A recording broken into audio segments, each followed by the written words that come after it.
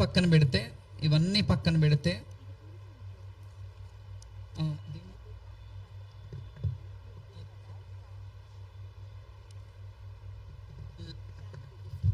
దీని గురించి మాట్లాడతాను ఇప్పుడు.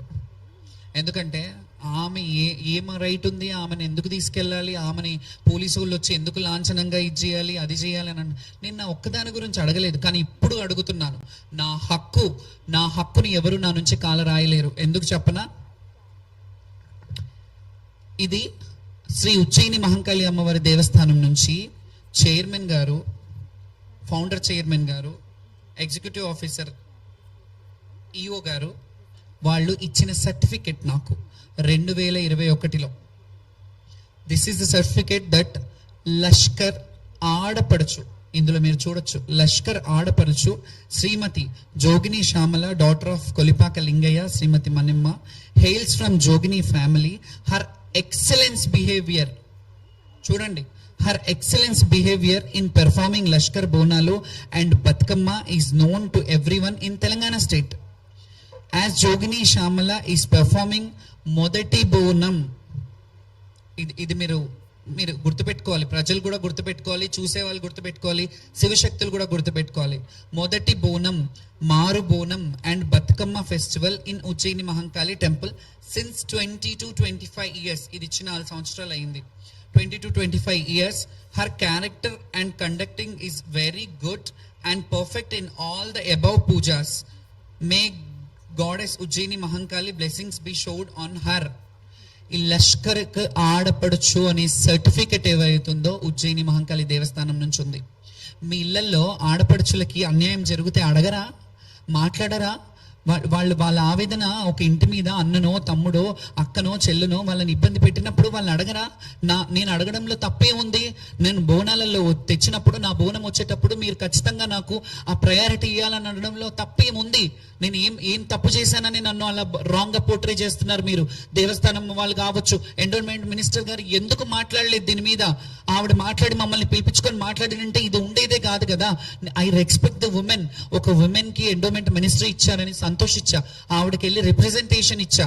కానీ ఇవన్నీ జరుగుతున్నప్పుడు ఒక మహిళగా ఉండి ఇట్లా కాదమ్మా, మమ్మల్ని ఒక బిడ్డలాగో ఒక చెల్లిలాగో మీరు ఆదరించవచ్చు కదా. మేము ప్రాధేయపడుతున్నాం కదా. ప్రభుత్వాన్ని మేము మిమ్మల్ని తిట్టలేదు, మేము మిమ్మల్ని శాపనార్థాలు పెట్టట్లేదు, కానీ మా మనసుకున్న కలకల తగులుతుంది. అది మీరు జాగ్రత్త పడాలి. మా మనసు వేదనని మేము ఎవ్వరి డబ్బులకు, ఇన్నేళ్ల చరిత్రలో ఏ గవర్నమెంట్ మాకు డబ్బులు ఇచ్చింది? ఏ గవర్నమెంట్ నుంచి ఒక రూపాయి తీసుకొని చేశాను? చరిత్రను మోసుకొస్తున్నాను నా భుజాల మీద ఈ రోజు నేను ఈ చరిత్రను మోసుకొస్తున్నానంటే మీకు అర్థం కావాలి నా ఆవేదన. నన్ను డీగ్రేడ్ చేసి నన్ను ఇది చేసినంత మాత్రాన మీరు కూల్చే రకం కాదు. నేను స్ట్రాంగ్ గా చాలా దక్కా ముక్కీలు చాలా జీవితంలో చాలా అనుభవించి ఈ రోజు ఇట్లా నిలబడ్డాను. 10 మందికి ఆదర్శంగా ఉన్నానంటే నేను ఉట్టిగా రాలేదు. ఈ 35 ఏళ్ల సామ్రాజ్యాన్ని నేను ఉట్టిగా ఇచ్చేసుకోలేదు. ఈ స్థాయికి ఇది తెప్పించుకునే స్థాయికి నేను ఉట్టిగా రాలేదు. ఇది రావాలంటే ఎన్ని బాధలు పడ్డాను, ఎన్ని అవమానాలు పడ్డాను, ఎన్ని ఇబ్బందులు పడ్డాను, ఎంత మనోవేదనకు గురయ్యాను. ఇది మీకు అర్థం కావట్లేదా? ఎక్కడ పోతుంది అసలు? ఫస్ట్ ఆఫ్ ఆల్ చెప్పాలంటే ఆ గుడికి రైట్ హక్కు నాకుంది. నేను హక్కుదారిని. నేను బ్రతుకున్నంత వరకు నా హక్కు ఆ గుడికి ఉంది. నేను బోనం తెచ్చినప్పుడు ఖచ్చితంగా మీరు బాధ్యత ఉంది. మీ ప్రభుత్వం కానీ ప్రభుత్వాన్ని ఎందుకంటానంటే ఎండోమెంట్ ఎందులో ఉంది? ప్రభుత్వం కాదా ఎండోమెంట్? పోలీస్ డిపార్ట్మెంట్ ప్రభుత్వం కాదా? మేము ప్రభుత్వం అడగకపోతే ఇంకెవరిని అడగాలి? ఎవరితో చెప్పుకోవాలి?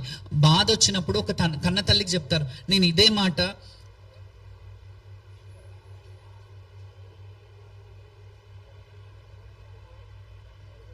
ఇది పంపించావు నాకు.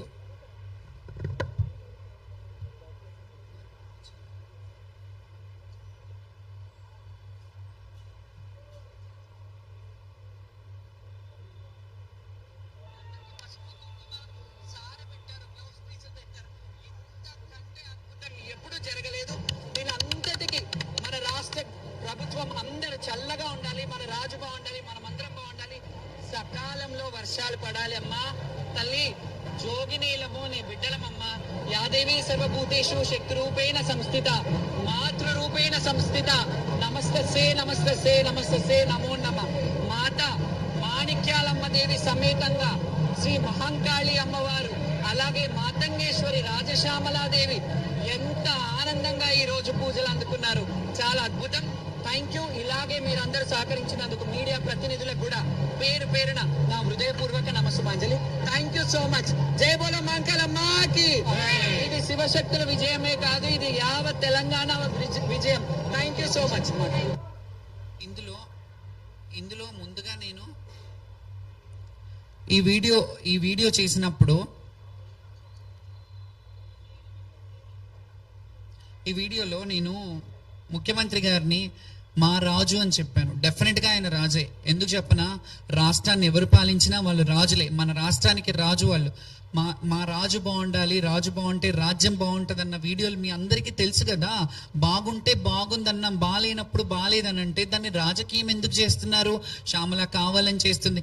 మరి నేను మీ గురించి బాగా చెప్తే మంచిది, లేకపోతే చెడ్డదన్నా? ఇదేనా మీరు ఇస్తున్న మెసేజ్ జనాలకి?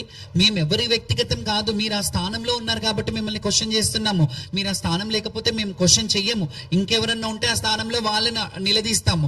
ఇది మీరు ప్రభుత్వ అధికారులు కొంచెం దీని మీద దృష్టి పెట్టి ఎవరైతే ఇలా దుష్ప్రచారాలు చేస్తున్నారో వాళ్ళ మీద యాక్షన్ తీసుకోవాలని నేను కోరుకుంటున్నాను. అండ్ ముఖ్యంగా ఇంకొక విషయం కూడా చెప్తాను. ఫస్ట్ ఆఫ్ ఆల్ ప్రభుత్వానికి ఒక సలహా ఇస్తున్నా నేను ఇప్పుడు. గతంలో ఎన్టీఆర్ గారు 3:30 గంటలకు వచ్చి హారతి, ఎర్లీ మార్నింగ్ 3:30, 4 o'clock వచ్చి హారతిలో పార్టిసిపేట్ చేసేవాళ్ళు. హారతి తీసుకొని వెళ్ళేవారు అమ్మవారికి. తర్వాత ఎవరు వచ్చినా, చంద్రబాబు నాయుడు గారు వచ్చినా, ఎవరు వచ్చినా 8-9 గంటల లోపల అయిపోయేది. అది రాను రాను మట్ట మధ్యాహ్నంకి వచ్చేసరికి అక్కడ ఆ టైంలో పీక్ టైం. ఇప్పుడు మాకెందుకు టైం పెడతారని మేము అడుగుతున్నామా? మేము కొట్లాడాలంటే చాలా విషయాలలో ఉన్నాయి. మేము సామరస్యంగా మాట్లాడుతుంటే మీకు ఎప్పుడు నేను పోలీసు వాళ్ళని తిడుతున్నాను, గవర్నమెంట్ని తిడుతున్నాను అని అంటున్నారే కానీ మా బాధ ఏంటి, మా ఆవేదన ఏంటి అని ఒక్కసారైనా అర్థం చేసుకొని కూర్చోబెట్టి మాట్లాడుతున్నారా? ఏదో మాట్లాడుతున్నారు, నామమాత్రానికి వదిలేస్తున్నారు. ఇప్పుడు నిజంగా చెప్తున్నాను, నాకు జరిగిన అవమానం మీద తీవ్రంగా ఖండిస్తున్నాను. ఇది ప్రభుత్వం ఖచ్చితంగా చర్యలు తీసుకోవాలి ఎవరి మీద అయితే చేస్తున్నారో. దీని మీద ఎవరైతే సోషల్ మీడియాలో నా మీద రాంగ్ ఫాల్స్ అలిగేషన్స్ పెట్టారో, కొంతమంది శివశక్తులు కానీ కొంత సోషల్ మీడియా కానీ, వాళ్ళ మీద సీరియస్ యాక్షన్ తీసుకోవడానికి నేను మా లీగల్ టీమ్ని నుంచి నేను వాళ్ళు మాట్లాడతారు. సాయి కృష్ణ ఆజాద్ గారు. ఏంటండి అది మీరు అడగాలి కదా. ఈవోని క్వశ్చన్ చేయాలి. మీరు రెస్పాండ్ అవ్వాలా, మంత్రి గారు రెస్పాండ్ అవ్వలేదని మీరు అడుగుతున్నారు క్వశ్చన్. అది మీరు వాళ్ళని అడగాలి. వాళ్ళు ఎందుకు రెస్పాండ్ అవ్వట్లేదో మాకు కూడా అర్థం కాలేదు. ఎందుకంటే వాస్తవానికి అక్కడ జరిగిన ఈవో అధికారి ఎవరైతే ఉంటారో వాళ్ళు రెస్పాండ్ అయ్యి ఇలాంటి కాదు అని చెప్పి మమ్మల్ని ఏమైనా మాట్లాడాలి. మాకు మారుబోనం చేపిస్తాను, జోగు బోనాలు చేసుకుంటాం, మేము మాకు అసంతృప్తిగా ఉన్నాము, మళ్ళీ మారుబోనం చేస్తాము, మళ్ళీ అమ్మవారిని సంతోషంగా వేడుకుంటాము, రాష్ట్రం బాగుండాలని చాలా మంది ఏడ్చుకుంటారు పోయారు. ఇది రాష్ట్రానికి మంచిది కాదు అనే మాట నేను చెప్పాను. నిజంగా మంచిది కాదు. ఎందుకంటే మేము నిన్ననో మొన్ననో ఇట్లా పుట్టగొడుగులాగా పుట్టిన వాళ్ళం కాదు. మేము ఎన్నో ఏళ్ళుగా మా జీవితాన్ని దీనికే అంకితం చేసిన వాళ్ళం కాబట్టి మా నోటి నుంచి ఏదన్నా అంటే అది మంచిది కాదు అనే మాట అనడంలో తప్పేముంది? మీరు సరి చూసుకోండి, మీరు చేసిన తప్పిదాలు సరి చూసుకోండి అని అన్నాను. నేను ఎక్కడ ప్రభుత్వాన్ని ఇది చేయలేదు కదా. మీరు ఎందుకు దాన్ని రాంగ్గా పోర్ట్రే తీసుకుంటున్నారు, రాంగ్గా ఇచ్చేస్తున్నారు? వాళ్ళు సంజాయిషి ఇవ్వాలి. అలాగే మారుబోనం కూడా జోగినీళ్ళ బోనాలు చేపిస్తాను అని అన్నారు. దాని మీద కూడా ఇప్పటి వరకు అయితే మాట్లాడలేదు. ఎందుకంటే వాళ్ళు ఏమైనా మాట్లాడి వాళ్ళు ఏమైనా హామీ ఇస్తే బాగుండేది. జస్ట్ మంత్రి గారు వచ్చారు, చెప్పేశారు, వెళ్ళిపోయారు. ఈ సోషల్ మీడియాలో ఇలాంటివన్నీ జరిగాయి. దీన్ని అన్నిటికీ ఖండించాల్సింది ప్రభుత్వమే. ఇక నేను వదిలేస్తున్నాను. ఎందుకంటే నా మీద ఎన్ని వార్తలు రాసుకుంటున్నారు, ఎన్ని చేస్తున్నారో చేసుకుంటున్నారు. కొంతమంది మాత్రమే చేశారు సోషల్ మీడియా, అందరూ అనట్లేదు. నిజంగా కొంతమంది సోషల్ మీడియా వాళ్ళు అక్కడ ఉన్న ప్రతి ఒక్కరిని, ప్రతి మహిళలని, అక్కడున్న చిన్న బిడ్డలని కానీ చాలా మంది ఓవర్సీస్ నుంచి వచ్చి, బయట దేశాల నుంచి వచ్చి బోనం తీసుకుంటుంటే ఈసారి వరస్ట్ ఉందంట అని చెప్పారు. వాళ్ళందరినీ కొన్నారు అనే మాట మాట్లాడారు కదా. వాళ్ళందరూ కావాలని చేశారా? కింద బోనం పడిపోయింది, నాకు బిడ్డ పుడితే నేను బోనం తెస్తాను అని చెప్పిన వాళ్ళు యాక్టింగ్ చేశారా? వాళ్ళు యాక్టింగ్ చేస్తున్నట్ట. ప్రపంచంలో ఇన్ని, దేశంలో మన రాష్ట్రంలో ఇన్ని సమస్యలు ఉన్నాయి వదిలేసి శ్యామల పడిపోయింది, స్పృహ తప్పింది, డ్రామానా అని అంటే మా బాధ మాకు తెలుసు. ఇన్నేళ్ళు సంపాదించుకున్న ఈ అస్తిత్వాన్ని మేము రోడ్డు మీద పడేసుకోవాలని ఎప్పుడు అనుకోము. కొంచెమైనా మాకు సంస్కారం ఉంది, సిగ్గుండాలి అలాంటి మాటలు మాట్లాడే వాళ్ళకి. ఎందుకంటే ఇన్నేళ్ల కష్టాన్ని, ఇన్నేళ్ల జీవితాన్ని ఒక రోడ్డు పాలు అవుతుందని ఎట్లా అనుకుంటున్నారు? నేను అలా చేసుకుంటానని. నేను కింద పడితే డ్రామా ఎట్లయితే, కింద పడడం వల్ల నాకు వచ్చే లాభం ఏంటి? నాకు నష్టమే కదా. నాకు అభిమానులు ఎవరైతే ఉన్నారో వాళ్ళందరూ ఎంత బాధపడ్డారు.